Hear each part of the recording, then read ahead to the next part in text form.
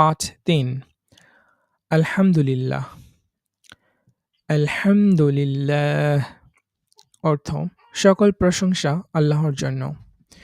কোনো ভালো সংবাদ শুনলে খাওয়ার শেষে এবং কোনো ভালো কাজ শেষ করে আলহামদুলিল্লাহ বলতে হয়। পাঠ ৪ ইনশাআল্লাহ। ইনশাআল্লাহ অর্থ যদি আল্লাহ ইচ্ছা করেন। এখনো বলা হয়নি পরে বলবো, এখনো করা হয়নি পরে করব, এমন কথা বা কাজের ক্ষেত্রে বলতে হয় ইনশাআল্লাহ। পাঠ ৫ মাশাআল্লাহ।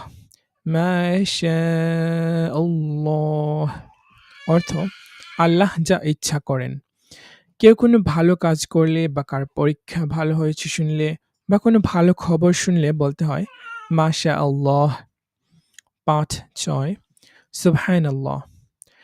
সুবহানাল্লাহ অর্থ আল্লাহর পবিত্রতা ঘোষণা করছি। আল্লাহ তাআলার মহিমা শুনে কোনো আশ্চর্যজনক জিনিস, সুন্দর ফুল এবং ফল এবং সুন্দর কথা শুনে বলতে হয় সুবহানাল্লাহ। পাঠ ৭ ইন্না লিল্লাহ।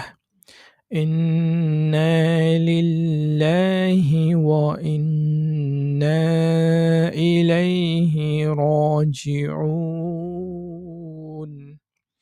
অর্থ নিশ্চয় আমরা আল্লাহর জন্য এবং আমরা তারই দিকে প্রত্যাবর্তন করব। কেউ মারা গেছে শুনলে, কিছু হারানো গেলে ও খারাপ খবর শুনলে বলতে হয় ইন্না লিল্লাহি ওয়া ইন্না ইলাইহি রাজিউন।